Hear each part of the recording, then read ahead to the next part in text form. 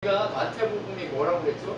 왕이 등장하는 시기, 진짜 왕이 누구냐의 싸움을 한다고 얘기했잖아요. 그래서 마태복음 1장 1절에 예수 그리스도의 세계야라고 얘기한다고 했잖아요. 그죠?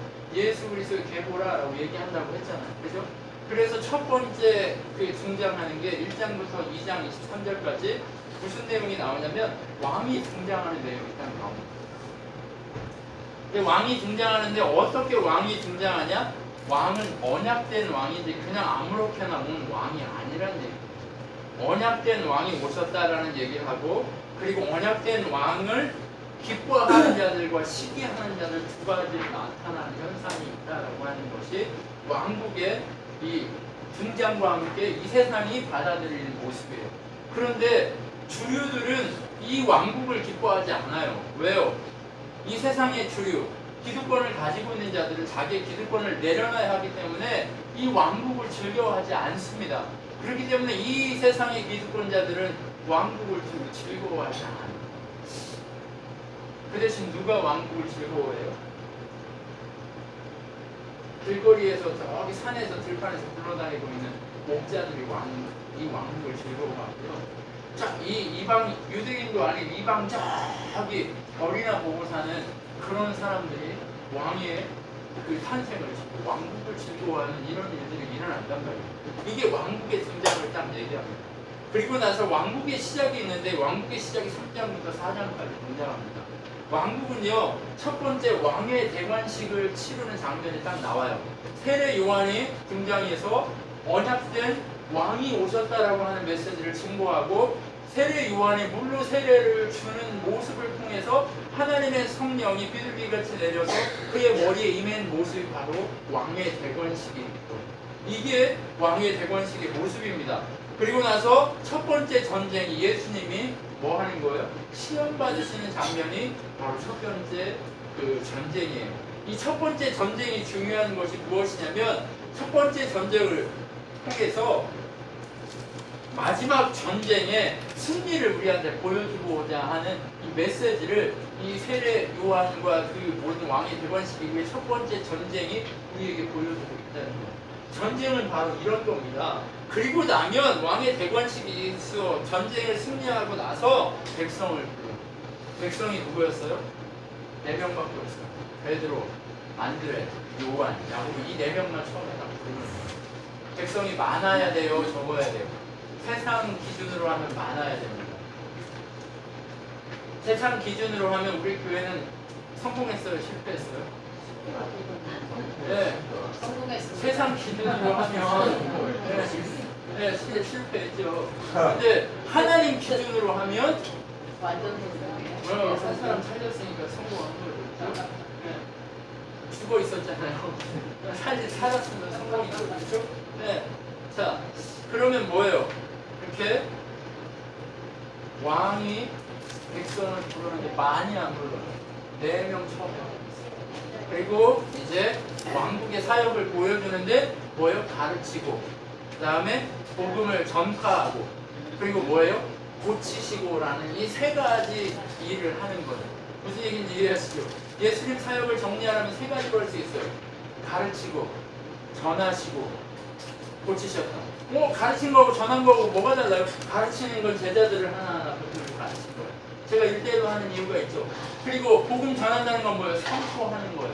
이렇게 여러분 앞에 선포하는 거예요.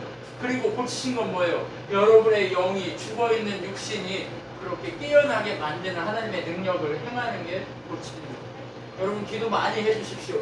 이문호 목사가 기도할 때마다 기적의 능력이 일어나는 게 해주세요. 네. 왜요? 고치는 사역이 이루어져요. 여러분 모두를 위해서 기도하십시오. 여러분이 가르치고 복음 전하고 고치는 사역의 주인공이 되게 해달라고 여러분 기도하십시오. 그리고 나서 3번째 챕터가 나오는데 이게 뭐예요? 5장부터 7장까지 왕국의 법이 딱 나와요. 마태가 세리예요. 세리가 얼마나 계산력이에요? 그래도 얼마나 계산력으로 그의 성품을 따라서 쓰셨겠어요? 이 마태복음처럼 이렇게 풀이 악구가 툭툭툭 맞아지는 게 없어요. 네. 그래서 5장부터 7장까지 법을 얘기하는데 첫 번째 백성의 특징을 얘기해줘요. 법을 수여하기 전에 이 법을 가질 수 있는 백성의 특징이 뭐냐? 이게 팔복이에요. 팔복의 진짜 의미는 뭐예요? 천국을 중심으로 생각하는 게 팔복의 의미예요. 복이 뭐냐? 천국이에요, 천국. 그것을 얘기하고 이 사람들의 특징은 뭐냐? 천국을 소유한 자는 빛과 소금과 같다라는 내용으로 백성의 특징을 보여줍니다. 그리고 백성의 특징 보여준 다음에 법을 얘기하는데 완성된 법을 얘기하겠다고 얘기해요. 나는 가짜 법 아니고 이제 진짜 법, 완성된 법을 얘기할게. 한 다음에 완성된 법이 뭐예요? 살인, 간음, 맹세, 득범대라, 원수 사랑이라, 구제하라, 기도하라, 금식하라, 이 내용인데 다 옛날 율법은 똑같잖아요. 근데 한 단계 넘어서잖아요. 그죠?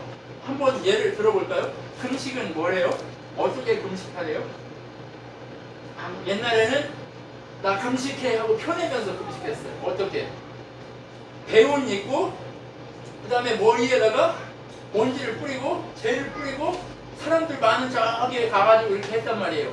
아, 쟤 금식하나 보다 이렇게 했어요. 근데 지금 어떻게 하래요? 골방에서 머리에 기름을 바르고 깨끗하게 한 다음에 금식하지 않은 듯 금식하래요.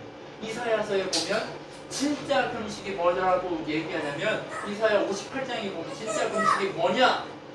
네가 먹지 않은 그 음식을 가지고 생명 살리는 일을 하라는 거예요. 굶는 자들에게 그 음식을 주는 거. 이게 뭐예요? 예수님이 안식일에 뭐 하시죠? 생명 살리는 일을 하잖아요. 일하신단 말이에요. 그 안식일 범한 거예요? 아니란 말이죠. 진짜 금식은 뭐예요? 내가 안 먹지만 내가 먹을 것을 가지고 누구를? 먹지 못하고 있는 자들을 살리는 것이 진짜 금식이다라고 이사야서. 그렇기 때문에 왕국의 법은 완성된 법은 뭐예요? 지금까지 우리가 알고 있는 내용과는 한 단계, 아니 수십 단계. 왜요? 혼자 때리면 어떻게 할 거야? 이것이! 이렇게 했단 말이에요. 그럼 어떻게 해요? 예수님은 한 때리면 이쪽도 때려. 여기도 때려주세요. 말이 돼요? 원수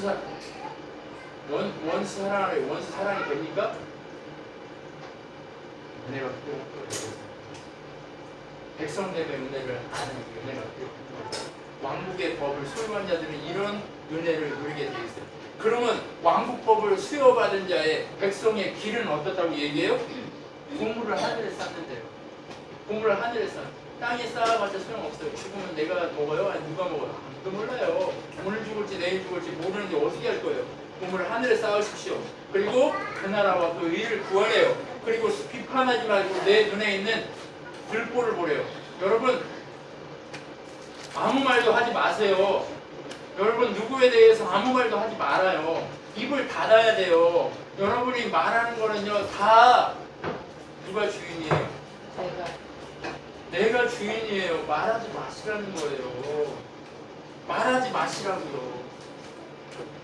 입을 벌리지 마요.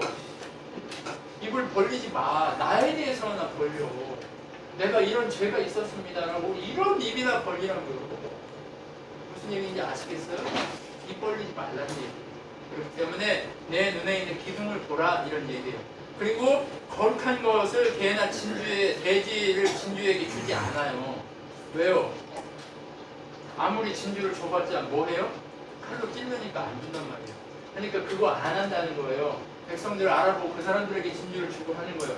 그리고 구하기, 찾기, 두드리기 하는 사람들이 바로 누구예요? 하나님 백성이에요. 그 다음에 좁은 문으로 들어가는 사람이 이 법을 소유한 자들의 모습이라고 얘기해요. 그 다음에 왕국 법을 수여받은 백성의 결과가 뭐냐? 7장 15절로 27절. 열매가 있고 행함이 있고 반석에 집어지는 거예요. 여러분 이 법은 뭐예요? 믿음이 있어야 가능한 거예요. 하나님의 은혜와 능력이 있어야 가능한 법들이에요. 그런데 이거를 우리가 소유한 백성이라면 어떤 일이 일어나요? 열매가 있고 행함이 있고 반석에 집을 짓는 거예요. 똑같은 얘기예요. 여러분 무슨 말씀인지 아시죠? 믿음과 행위는요 쌍두마차예요. 쌍바퀴예요. 하나로만 움직일 수 없어요. 두 가지가 같이 움직여요. 믿음이 있는 자는 열매가 있고 행위가 있게 돼 있어요. 여러분 둘이 싸울 필요 없어요. 믿음하고 행위하고 지금까지 역사적으로 싸웠거든요. 싸울 필요 없어요. 두 개가 같이 가야 된다는 얘기예요. 여러분 무슨 얘기인지 아시죠? 백성은 너무 당연히 이게 같이 와요. 이걸 얘기해요. 그리고 나서 왕국의 이 법에 대해서 어떤 반응을 보이냐. 세상이 놀랐다. 놀랐다. 이게 바로 세 번째 챕터의 끝입니다. 네 번째 챕터가 뭐냐? 왕의 권세가 보여집니다. 그리고 제자들이 등장합니다. 여러분, 왕의 권세 8장부터 10장까지 나오는데요. 왕의 권세를 어떻게 보여줘요? 왕이요, 권세를 보여주는데 뭘로 보여주냐? 찾고 있는 자들을 향해서 보여줘요.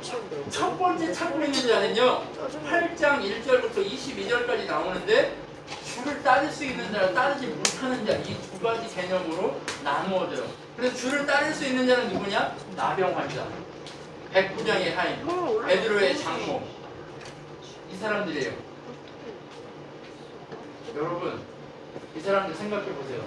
지금 사회에서 가치 있는 사람들이에요? 아니면 가치 없는 사람이에요? 이 사람들 뭐예요? 주를 따르는 낮은 자들이에요. 주를 따라왔죠, 그죠? 예, 나병 환자, 백부장의 하인, 베드로의 장모 다 주를 따라오는 사람들이잖아요. 아니에요? 이 사람들을 따를 수 있는 사람들, 첫 번째. 두 번째, 새 시대에 필요한 겸손한 자들이에요. 여기는 어디까지냐? 9장 14절 17절에 보면 세술은 세부대라고 하는 메시지를 주님이 주십니다. 그 이전까지 나오는 이적이 뭐냐? 바다를 잔잔케 해요. 제자들을 여기서 새 시대에 필요한 겸손한 자, 제자들이 겸손히 주님 앞에 무릎 꿇어야 될 자를 보여주는 거예요. 그 다음에 가다라 지방이 귀신 들린 두 귀신 들린 자를 구하시잖아요. 거기에 수많은 자들이 있었지만 그 둘만 구하고 다른 데로 가신단 말이에요. 여러분 이해가 되시죠? 그 다음에 중풍병자, 메고 온 그 사람들 고쳐져요. 새 시대에 필요한 사람은 누구라고요? 겸손한 사람이란 말이에요. 그리고 세리 마태, 누구나 다 무시하는 마태를 구하셨단 말이에요. 이게 뭐예요? 하나님이 권세를 보여주면서 뭐 하시려고 하는 거예요? 부르시는 자예요. 그 다음 세 번째, 무조건 왕만 의지하는 자. 왜요? 왕이 아니면 살 수 없는 자들이에요. 자, 보세요. 관리의 딸이 죽었어요. 죽은 줄 알고 왕한테 와가지고 살려달라고 애원해요. 맞아요? 안 맞아요? 그럼 왕만이 이 일 해결할 수 있잖아요. 그죠? 왕한테 붙들리니까 해결됐어요. 12년 동안 피 흘렸던 여자가 와가지고 왕을 만지면 해결된다는 것을 믿었어요. 그러니까 어떻게 됐어요? 해결됐어요. 지금까지 누구도 해결 못했던 일을 왕이 해결했단 말이에요. 두 맹인을 고쳤어요. 이거 누구만 할 수 있어요? 왕한테 매달려야 하는 거예요. 이 두 맹인이 어떻게 해요? 가이세자 소리야! 하며 소리치잖아요. 그러니까 살려준단 말이에요. 그리고 귀신 들려 말 못하는 그 사람을 무조건 의지하니까 살려주는 모습을 보여줘요. 그리고 나서 그러면 이렇게 의지하는 자를 뭘로 만들겠다? 제자로 만드는데, 제자로 만들 어떻게 제자로 만드느냐? 첫 번째 방법이 뭐예요? 불러요. 어떻게 9장 35절로 38절까지 뭐라고 얘기하냐? 추수할 곡식은 많으나 추수할 일꾼이 없다라고 얘기하면서 무슨 얘기예요? 하늘 아버지께 이 상황을 구해서 구하라라고 얘기하는 거예요. 여러분 이해되시죠? 제자를 어떻게 해요? 첫 번째는 부르는데 하나님께 구하고 12제자를 불러드려요. 그리고 나서 두 번째 제자의 길을 설명합니다. 제자의 길을 설명하는데 부르고 파송해요. 그리고 제자는 어떤 것을 예견해요? 박해받고 힘들 걸 예견해요. 여러분 힘들죠? 힘드시죠? 당연한 거예요. 이일석 집사님 힘드시죠? 당연한 거란 말이에요. 당연해요.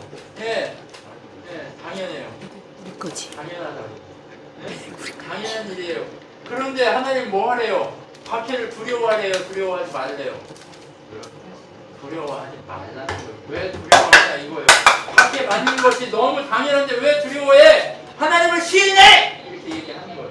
무슨 얘기인지 아시겠어요? 야, 제가 너 못났다고 너 안 됐다고 얘기해도 뭐 하래요?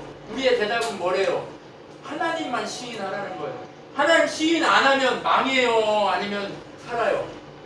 하나님 시인 안 하면 하나님도 시인 안 하겠대요. 박해가 왔을 때 어떻게 하라고요? 하나님 시인하라고요. 다른 사람 얘기할 필요가 없어. 하나님만 시인하라고 성우가. 알겠냐? 하나님을 시인해야 돼. 응? 화내면 안 되는 거야. 하나님을 시인해야 돼. 알았어? 제가 화내 보니까 어떻게 돼요? 목회하면서 그게 드러나더라는 거예요. 언젠가는 드러나. 분노하니까 언젠가는 드러나. 그럼 어떻게 해야 돼요? 하나님을 시인해야 돼요. 입을 닫으셔야 돼. 입을 닫으셔. 말을 하지 마.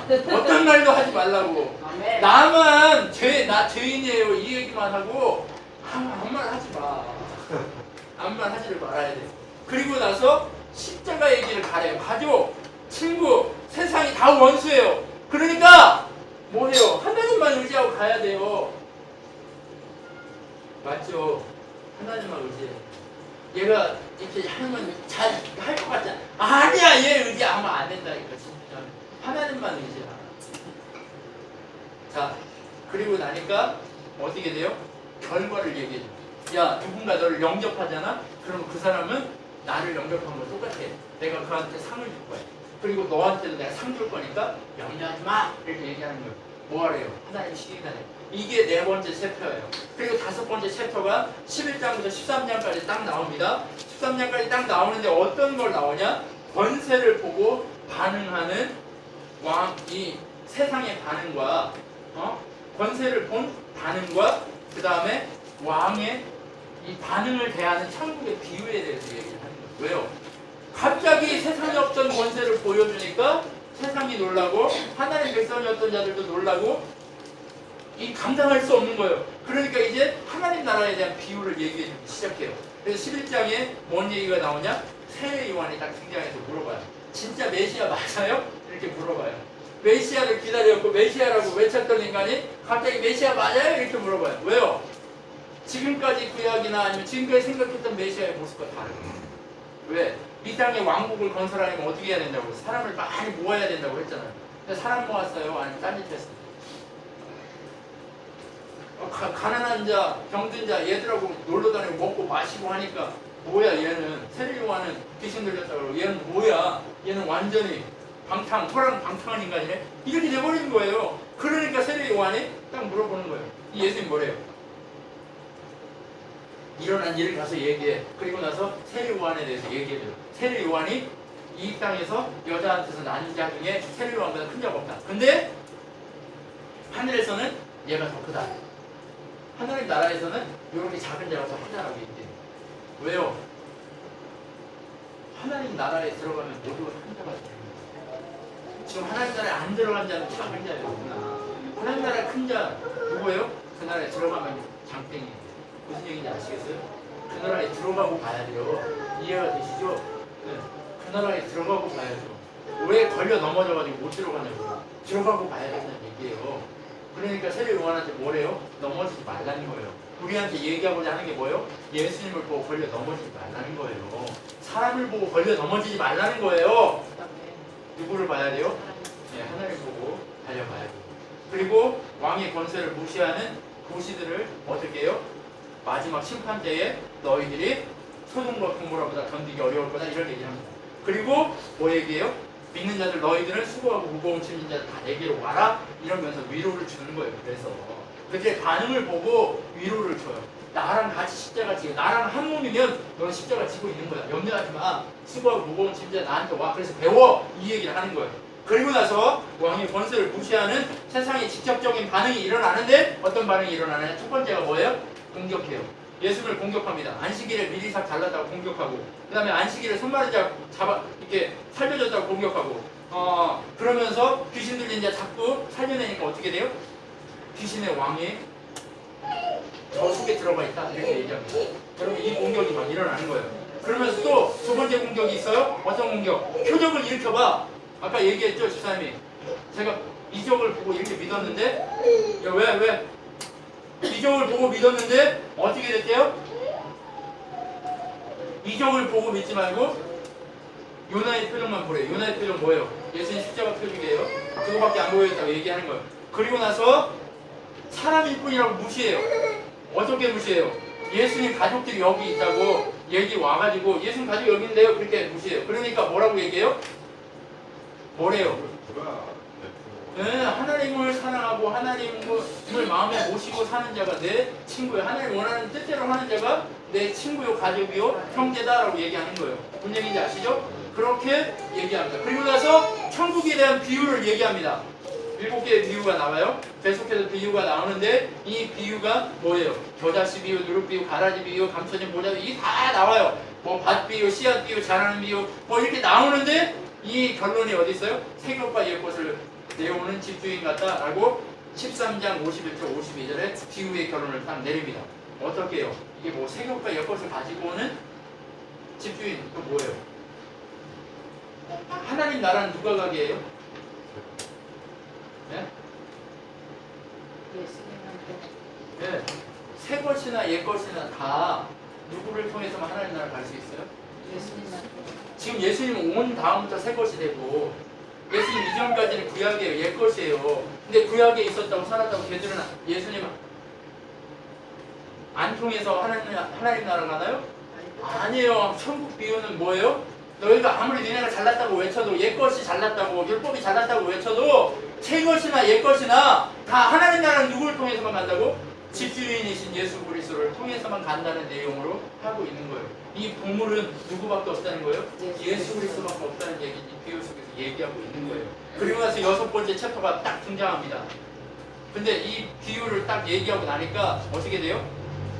고향에서 배척해요. 이게 5번째 이 배척 이 모습이 딱 나옵니다. 그리고 나서 6번째 챕터가 딱 등장하는데 왕국의 완성을 십자가의 길을 예비하는 왕의 길이 나와요. 네. 십자가의 길을 어떻게 예비하나요? 마태가 여기서 세례 요한 죽은 얘기를 딱 끄집어 와요. 왜요? 세례 요한처럼 예수님이 죽을 거다라는 얘기예요. 세례 요한이 지금 죽었어요? 아니면 옛날에 죽었어요? 옥에 갇혔다고 금방 죽었단 말이에요. 그런데 꽤 시간이 지나고 낳는 내용을 여기다 갖다 집어넣는 거예요. 그리고 나서 어떻게 해요? 세례 요한의 죽음이 보여주는 예수님의 죽음을 예표해 보여줘요. 그리고 나서 십자가를 준비하는 왕의 마음을 보여줘요. 어떤 모습을 보여줍니까? 목자 없는 양 같은 백성을 불쌍히 여기세요. 그래서 오병이어의 기적을 행하시고 도리를 걸어서 제자들을 살려주시고 게네사렛에서 많은 병자들을 고쳐주세요. 왜요? 목자 없이 이리저리 헤매고 있는 자들을 위해서 이 권세를 행하시는 거예요. 그리고 나서 두 번째 무엇을 얘기해주냐? 가짜 목자가 너희를 고통스럽게 하는데 그들을 주의하라 라고 얘기해요. 바리새인과 서기관과 장로들의 누룩을 주의하라고 얘기하는 이 내용이 나와요. 저들은 뭐예요? 맹인인데 맹인이 맹인을 인도하는 것처럼 인도하고 있으니까 너희가 얼마나 힘드냐? 라고 얘기해 주는 거예요. 그리고 나서 세 번째 갈 길을 모르는 양같은 백성들을 불쌍히 여기는 왕의 마음을 느낄 수 있어요. 어떻게 해요? 목자가 없잖아요. 그죠? 예수님 가시면 목자가 없잖아요. 그죠? 십자가에 달려주면 목자가 없으니까 불쌍하고 그 목자가 없어지면 갈 길이 어딘지 알지 못해서 헤매니까 불쌍하니까 예수님이 그 불쌍한 그들을 구해주기 시작하는 거예요. 그런데 여기서 믿음이 큰 가난한 여자가 등장해요. 갈 길을 몰랐지만 이렇게 나를 쫓아오면 살게 될 거다라는 것을 보여주기에 큰 가난한 여자 그리고 많은 사람을 고치고 이방의 7병이어의 기적을 행하는 거예요. 그래서 여러분 12광주리와 12바구니와 7광주리 얘기했죠. 12광주리는 이스라엘 12지파를 정확하게 하나님이 채우실 거고 7광주리는 구원해야 될 그 모든 이방의 백성들을 강력하게 구해내실 거다라는 약속을 우리에게 주고 있다고 얘기 드렸죠. 그죠? 네, 이 얘기 기억하십시오. 그리고 나서 십자가의 고난을 통해 왕국의 완성을 처음으로 언급하는데 언제 언급하냐? 베드로한테 물어봐요. 너는 나를 누구라고 생각하냐? 주는 그리스도시요 살아계신 하나님의 아들이십니다라고 얘기하고 나니까 예수님이 그때서야 과연 시몬아 거기 있다? 내가 너의 이 고백 위에 내가 교회를 세우겠다. 그리고 나는 십자가를 지고 죽어야 된다. 그래야 교회가 세워진다. 얘기하니까 베드로가 뭐라 그래요? 아니요. 괜히 죽으시면 안 됩니다. 이 땅에서 왕국을 세워야지 이렇게 얘기하는 거예요. 그러니까 예수님이 뭐라고 해요? 사단아! 이렇게 얘기하는 거예요. 그리고 나서 그 언급이 있고 나서 어떻게 해요? 예수님 변화산으로 올라가요. 변화산에서 뭘 해요? 왕국의 완성을 위해서 산상에서 회의를 하는 거예요. 변화산상 회의를 하고 제자들의 연약함을 봐요. 여전히 연약한 거예요. 왜요? 누가 오기까지 연약합니까? 성령이 아직 오지 않았잖아요. 그러니까 성령이 오기까지 연약한 거예요. 그래서 변화산상 회의가 일어납니다. 그리고 엘리야가 먼저 와야 된다는 얘기를 하면서 여기다가 초막새 짓고 싶은데요? 아니야. 얘는 내 사랑하는 자야. 내가 너희들이 얘 말을 따라 이렇게 얘기하고 내려가 버립니다. 그런데 밑에 내려갈 때는 제자들이 어떻게 해요? 병고침과 귀신을 쫓아내는 권세를 받았음에도 불구하고 그들이 믿음이 없으므로 기도하지 않으므로 하나님의 권세를 소멸하고 귀신 들려서 불속에 들어가고 물속에 들어가는 이 아이를 고칠 수 있어요? 없어요? 없게 돼버린 거예요. 이렇게 되는 모습을 통해서 제자들의 연약함을 얘기하면서 야! 좀! 연약함에서 벗어나서 좀 강해져라 라고 얘기하는 이 강해져라는 얘기를 통해서 뭐 하는 거예요? 예수님이 다시 두 번째 십자가에서 죽으신 것을 말씀하시는 거예요. 그리고 일곱 번째 챕터가 딱 등장합니다. 일곱 번째 챕터는 17장부터 18장까지 이렇게 두 장으로 나뉘어지는데 17장 24절에 보면 무슨 내용이 있냐? 누가 천국에 합당한가의 내용을 얘기합니다. 십자가를 통해 주어질 천국에 합당한 자, 천국에 누가 합당하냐? 이렇게 얘기해요. 천국에 합당한 자 누구래요? 성전세는 누가 내요? 왕의 아들이네요? 아니면 백성이네요?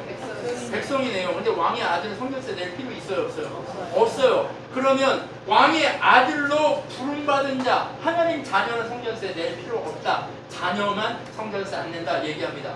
그리고 나서 누가 천국에 합당한 자냐? 자녀하고 어린아이 같은 사람은 천국에 합당하다. 어린아이처럼 겸손해져라. 이 내용을 예수님이 딱 증거하는 거예요. 그리고 나서 천국에 무조건 해야 될 일과 하지 말아야 될 일을 여기서 적용합니다. 하지 말아야 할 일이 있어요. 타인을 넘어지게 하는 거 하지 말아요. 예수님을 베드로가 넘어지게 하려고 하니까 예수님 베드로한테 뭐라고 해요? 저주하면서 사단아! 이렇게 얘기해 버리잖아요. 너희는 나를 넘어지게 하는 자다 이렇게 얘기합니다. 그죠? 타인을 넘어뜨리게 실족치 하지 말래요. 왜요? 실족하게 하면 어떻게 하래요? 자르고 가래요. 그래서 뭐라고 그래요? 해야 할 일, 범죄한 몸의 지체라도 자르고라도, 지체를 자르고라도 천국에 가라 이렇게 얘기해요. 여러분, 제가 왜 입을 막으라고 얘기해요? 늘 사단은 어디서 나요? 요놈의 입에서 나요. 그래서 입을 이렇게 꼬매버려요. 이게 우리가 할 일이에요. 입을 꼬매고라도 천국에 가야 되는 거예요. 이해가 되시죠? 이만큼 중요하다는 얘기예요. 그래서 하나님이 그러면 누구를 찾냐? 자녀요, 어린아이처럼 겸손한 자를 찾으시는데 그게 누구냐? 잃은 자들. 옆에 한번 보세요. 옆에 계신 분들을 한번 쭉 보세요. 이 사람들이 잃은 자입니까? 아니면 원래 있는 자입니까? 다 잃은 자예요. 지금 다 잃은 자예요. 예수님이 찾았기 때문에 찾아진 자지 다 잃은 자예요. 그 다음 두 번째, 교회 중심의 질서를 아는 자예요. 어떻게? 형제가 범죄하면 조용히 가서 야 너 그렇게 하면 안 돼. 말 안 들어. 그럼 줄새 데려가서 가서 얘기해요. 말 안 들어. 그럼 누구? 교회를 장로를 데리고 가서 얘기해. 말 안 들어. 그러면 누구처럼 생각하라?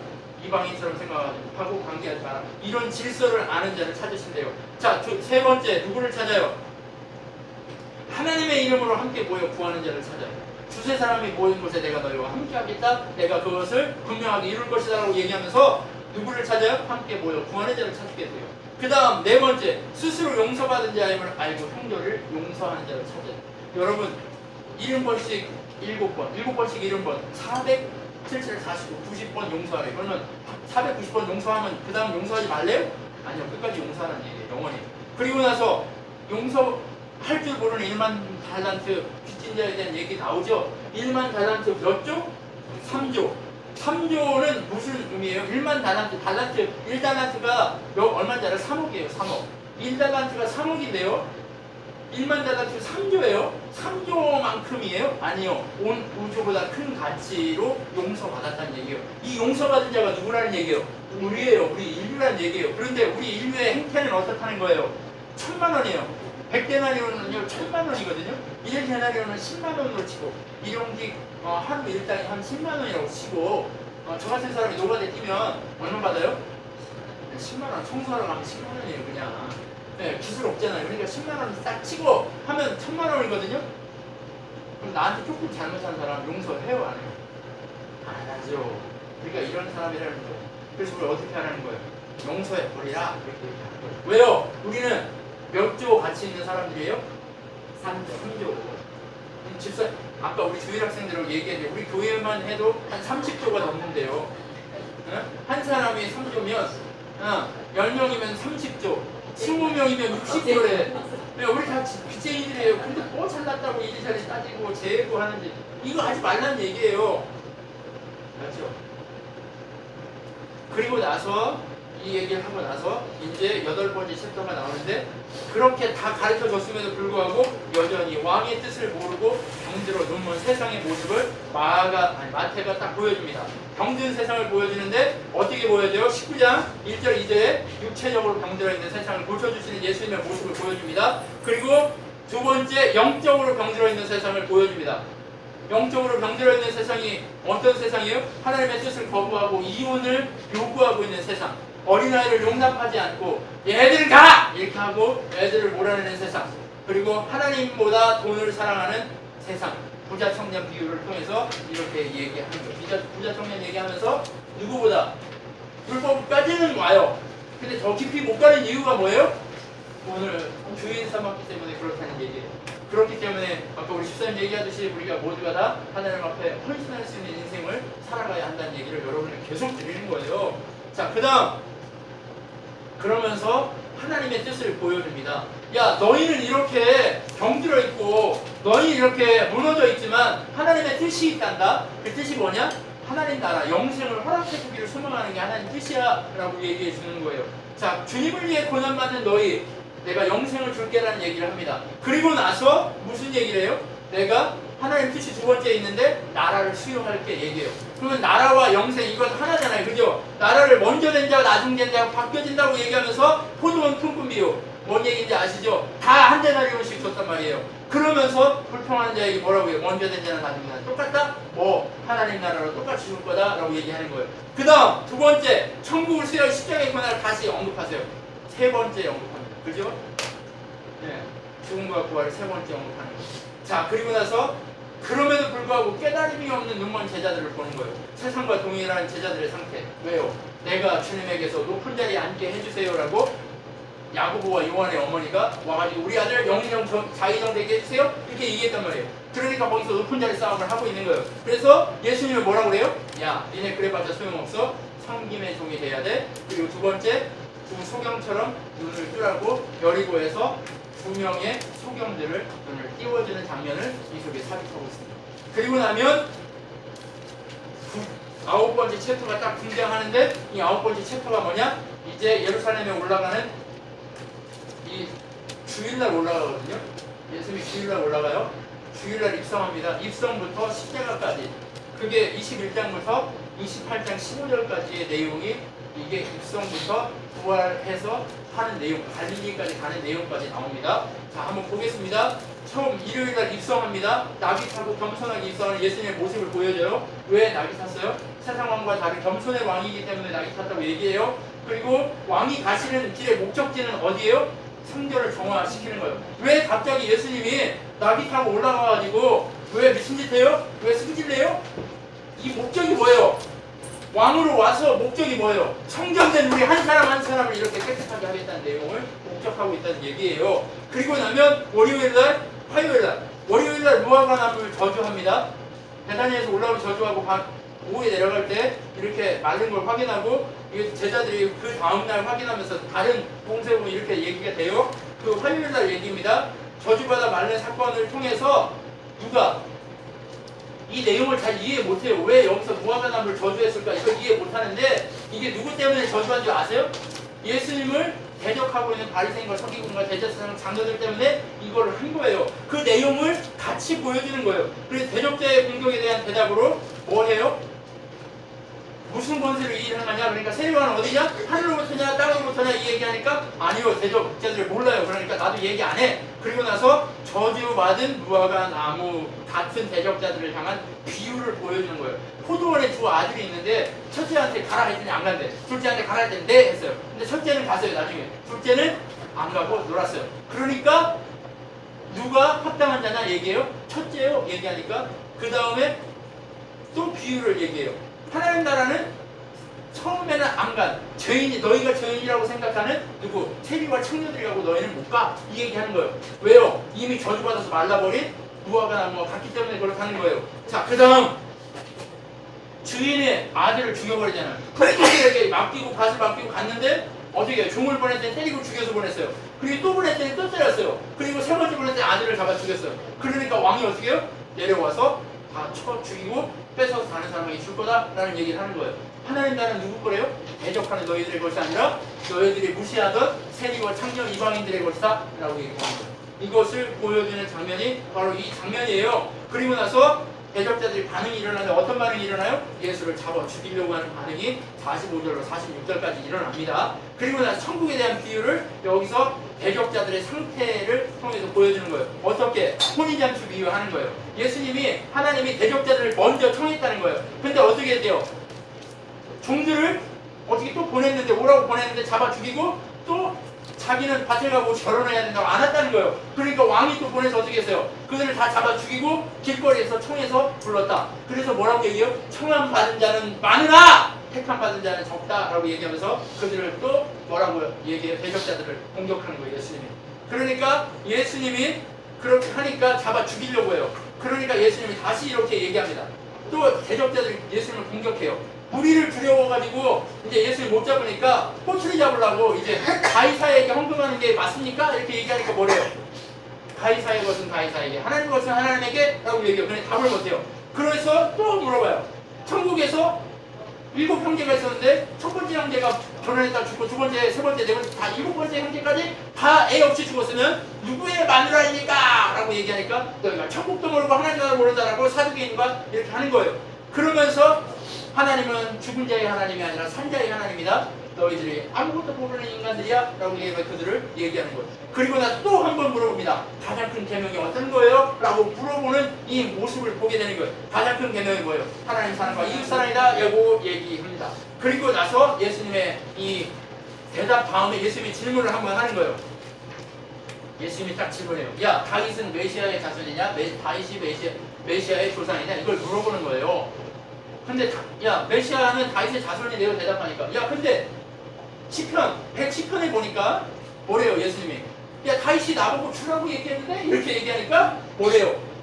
대답하는 자도 없고 더 이상 묻는 자도 없는 상태가 돼버리는 거예요. 이제 바리새인과 서기관들은 어떻게 돼요? 예수를 죽이려고 하는 모습만 나오기 시작합니다. 그리고 23장에 제자들에게 설명하는 거예요. 바리새인과 서기관들의 행위를 본받지 마라. 그들의 정체는 7가지 화 얘기하면서 23장에 7화를 얘기하거든요. 이 7화 같은 인간들이다 라고 얘기하는 거예요. 천국문을 닫는 자, 배나 지옥자식 만드는 자, 성전의 금으로 맹세하는데 뭐 재단으로 맹세하면 해야 된다 뭐 이런 개소리 하는 자들이다 라고 얘기하는 예수님이 욕을 막 해대요. 그리고 나서 23장 37절부터 뭘 얘기하냐? 예루살렘을 불쌍히 여기는 얘기를 해요. 왜요? 예수님이 죽고 나서 예루살렘이 완전히 몇 년? AD 70년. 예수님이 십자가 못 박게 달려 죽은 다음에 AD 70년에 예루살렘 성전과 예루살렘 완전히 초토화돼 버려요. 그리고 이스라엘 자체가 아예 지도의 성경에서 사라져버려요. 유대인의 왕국이 사라져버린단 말이에요. 그러니까 예루살렘을 보면서 예수님이 예루살렘아 예루살렘아 하면서 예루살렘의 애가를 부르기 시작해요. 성전 파괴의 예를 우리에게 얘기합니다. 그러면서 예루살렘의 성전 파괴의 모습과 함께 마지막 종말의 모습을 얘기하는 거예요. 종말 때에는 이런 재난이 있을 거다. 철초에 기근이 일어나고 전쟁이 일어나고 민족과 민족이 나라와 나라가 대적하며 싸우는 일들이 일어날 것인데 너희가 이것을 보면 때가 차고 있구나를 알라고 얘기하는 거예요. 무화과 나무의 비유를 보고 배우라. 무화과 나무는 봄이 되면 가지가 물러져서 잎사귀 나오는 것을 알고 봄이구나 알고 열매가 있는 가을이 되면 잎사귀가 변하는 것을 보면 가을이구나 아닌 것처럼 너희도 이것을 보고 알아라 이 무식한 인간들아 이렇게 얘기를 해서 막 자꾸 이렇게 얘기를 하는 거예요. 그리고 마지막 때는 언제 오느냐? 때는 때는 아들도 누구도 아무도 모르고 아버지만 안다. 그런데 이 때가 이럴 때는 어떻게 이른다? 번개가 하늘에서 여기서 치고 이쪽으로 올 때 금방 보듯이 그렇게 급작스럽게 올 것이다 라는 얘기를 하는 거예요. 그러면서 종말을 준비하는 제자의 자세를 설명하는 게 24장 45절부터 계속해서 등장합니다. 주인이 주 종에게 청지기에게 물질을 맡기고 가요. 근데 한 지혜로운 종은 보나 안 보나 열심히 관리해요. 근데 한 종은 친구들 데려다 술 마시고 장난치고 난장이에요. 근데 갑자기 주인이 나타났어요. 어떻게 됐을까요? 정직한 종은 어떻게 해요? 하나님 나라를 수여하고 난장친 자는 묶어서 밖에 물겨 슬프는 일이 일어날 거다라고 얘기해요. 10처녀 비유 뭐예요? 5처녀는 기름 준비하고 5처녀는 기름 안 준비했어요. 그런데 이 기름 준비하는 이 기름이 뭐예요? 한번 물어볼게요. 이 기름이 뭘까요? 믿음이에요. 믿음.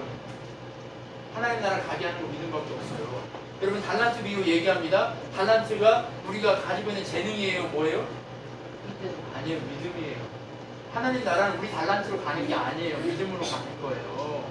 근데 여기서 하나님이요 쪼잔하게 주인이 한 달란트, 뭐 두 달란트, 5달란트 줬다니까 쪼잔하지 않은데 5달란트면 15억이에요. 두 달란트면 6억이고요. 한 달란트면 3억이에요. 근데 3억을 들고 어디로 갔어요? 땅에다 묻었어요. 여러분 지금 우리가 3억보다 더 소중하고 귀한 복음의 역사를 들고 있어요. 복음 그 은혜를 가지고 있어요. 믿음이 있다면 하나님 나라 가게 돼 있어요. 되나? 축복받게 돼 있어요. 그런데 어떻게 우리는 하나님 복음을 땅속에 묻고 있는 자다? 이런 얘기를 하는 거예요. 그런 짓 하지 말라는 얘기예요. 그러면서 뭐 얘기해요? 야 믿음이 있다면 작은 소자 하나께 물 한 잔 주는 거. 이게 나에게 한 것이다 라고 얘기해요. 그런데 작은 소자에게 물 안 주는 건 나한테 안 한 거야. 그러니까 양과 염소 비유를 하면서 양은 오른편, 염소는 왼편 이 얘기를 합니다. 이게 바로 가르침이에요. 그리고 이 가르침을 듣고 나서 대적자들이 어떻게 해요? 예수를 죽이려는 음모가 26장 1절부터 나타나기 시작해요. 그리고 예수가 죽을 것이라는 것을 누가 제일 먼저 알아요? 여자가 알아요. 여자가. 이게 다른 사람이 아는 게 아니에요. 무식한 그 시몬의 집 여자가 와가지고 머리에다 기름을 부르는 거예요. 그러니까 제자들이 어떻게 해요? 야 가난한 자들 도와줘야지 뭔 미친 짓이냐 이런 얘기예요. 그러니까 예수 가난한 자는 이 주변에 많아. 니들이 알아서 해. 지금은 이 여인은 어디를 가든지 여인의 얘기가 외쳐질 거야. 왜? 나의 장례를 준비한 여인이기 때문에 그렇다는 거예요. 주님의 길을 알고 있는 여자는 이 사람은 이 여자 하나밖에 없어요. 그리고 나서 무슨 일이 일어나요? 음모가 진행되는데 유다가 배신을 결정하고 기회를 보기 시작해요. 이게 화요일, 그 다음에 수요일 날은 언제인지 알 수 없어요. 그리고 나서 목요일 날 예수님이 최후의 만찬, 십자가를 앞에 두고 만찬 자리를 딱 합니다. 그 죽음 직전에 만찬을 하고 베드로가 부인하지 않겠다는 장면이 딱 등장해요. 근데 부인해요 안 해요? 부인할 거라고 그것을 얘기합니다. 겟세마네에서 예수님이 기도하는 장면이 딱 등장해요. 목요일 밤에 가서 새벽까지 기도하니까 목요일과 금요일 이 새벽이 연결되어 있겠죠? 그러면서 고민이 가득한 기도를 주님이 하시는 거예요. 여러분 우리는요 늘 고민이 가득한 기도를 해야 돼요. 주님 내 뜻대로 마시고 아버지의 뜻대로 하십시오라고 하는 고민 가득한 기도가 우리 입에서 명확하게 드러나야 돼요. 우리는 알고 있어요. 내 뜻대로 하면 안 된다는 거 알고 있어요. 근데 자꾸 욕심내고 내 뜻대로 하려고 하는 어리석음을 범하니까 이 고민을 늘 우리 가운데 해야 한단 말이에요. 그리고 나서 금요일에 뭐예요? 붙잡히는 예수님의 모습을 보입니다. 평소에 회당에서 가르칠 때는 붙잡았어요? 안 잡았어요? 안 잡았다가 잡아 죽일 때가 되니까 공중이하고 칼을 들고 오니까 베드로가 열받아서 칼로 귀를 딱 잡으니까 말고의 귀가 떨어져 버렸어요. 그래서 딱 주워가지고 빽빽빽 털어가지고 딱 붙여줘요. 야 칼을 가지고 있는 자는 칼로 망해? 이 얘기를 하면서 붙잡혀 가십니다. 그리고 나서 재판이 일어납니다. 첫 번째 새벽에 갑작스럽게 유대인 이 대제사장의 재판이 일어나요. 그러면서 네가 유대인의 왕이냐 하니까 아무 말 안 해요. 거짓 증인들이 막 있는데 아무 말 안 해요. 왜? 자기 죽으러 왔으니까. 아무 말 안 합니다. 그러면서 한마디 물어봐요. 네가 하나님 아들이냐? 아 그래 내가 하나님 아들이다. 내가 하늘 우편 보좌에 앉는 것을 네가 볼 때가 있을 것이다. 지옥에서 볼 것이요. 그죠? 지옥에서 본다니까요. 지옥에 볼 때가 있다 라고 얘기하는 이 얘기를 하니까 대제사장이 옷을 딱 찢고 예수를 희롱하고 욕하고 때리면서 누구요? 사형을 집행하기 위해서 총독 빌라도에게 보냅니다. 총독 빌라도에게 보내서 재판을 하는데 예수의 죄를 다 증거하려고 하는데 예수는 아무 말 안 해요. 그래서 빌라도가 물어봐요. 네가 유대인의 왕이냐? 그러니까 네가 하는 말이 맞다? 라고 얘기하고 아무 말 안 합니다. 그러니까 빌라도가 이상하게 여겨서 바나바를 살려줄까? 라고 바나바를 살려줄까? 얘기하니까 아니 예수를 죽여라 해서 밀란이 일어날까봐 어떻게 해요? 사형을 언도하고 채찍질하고 십자가에 달려 죽도록 판결을 내립니다. 그런데 빌라도 지혜는 나는 죄인 아니야. 니네한테 죄 다 가. 그랬는데 지금까지 사도 신경 우리의 신앙을 고백할 때마다 빌라도에게 고난을 받아. 어떻게 돼요? 휘장이 성소의 휘장이 찢어지고 죽은 성도들 무덤이 열려 살아나고 그 다음에 지진이 있고 그러면서 백부장이 뭐라고 얘기해요? 저가 진짜 하나님의 아들이었다. 그때서야 고백하는 거예요. 누가 하나님의 아들이었어요? 누구만 알았어요? 여자 한 사람만 알았단 말이에요. 그러니까 예수님이 그 여자를 그렇게 높이 평가하는 거예요. 그리고 나서 토요일 날 어떻게 돼요? 무덤에 아리마다 요셉이 와서 묻고 토요일 날 어떻게 합니까? 그 무덤을 경비병이 지켜요. 그런데 주일날 아침에 부활하니까 천사가 내려와서 어떻게 해요? 그걸 밀고 딱 거기 앉으니까 어떤 일이 일어납니까? 무서워 벌벌 떨어져 정신이 나가세요 경비병이. 그리고 나서 경비병이 매수당해가지고 제자들이 와가지고 예수의 시신을 가져갔습니다 라고 얘기하는 장면이 9번째 챕터예요. 그리고 10번째 챕터가 딱 등장하는데 어떤 챕터가 등장하냐? 예수님이 왕이 제자들에게 수여하신 사명을 주시는 거예요. 그래서 이제 사명이 시작돼요. 하늘과 땅의 모든 것을 내가 너희에게 주노니 뭐래요? 너희는 가서 모든 족속을 제자로 삼아 아버지와 이름과 성령의 이름으로 세례를 주고 내가 가르쳐준 모든 것을 가르쳐 주게 하라. 내가 너희와 항상 함께 있을지어다 라고 얘기하면서 마태복음이 딱 마무리됩니다. 여러분 이 챕터 마태복음을 통해서 우리한테 무엇을 얘기해 주느냐? 왕이신 그분의 사역이 우리를 다스리기 위해서 왕으로 오셔서 우리에게 다스림을 허락하고 우리와 함께 하시기 위해서 그 나라를 허락한 다스림을 허락하기 위해서 능력의 역사가 일어난다는 것을 우리에게 보여주고 있는 것이 바로 마태복음의 결론입니다.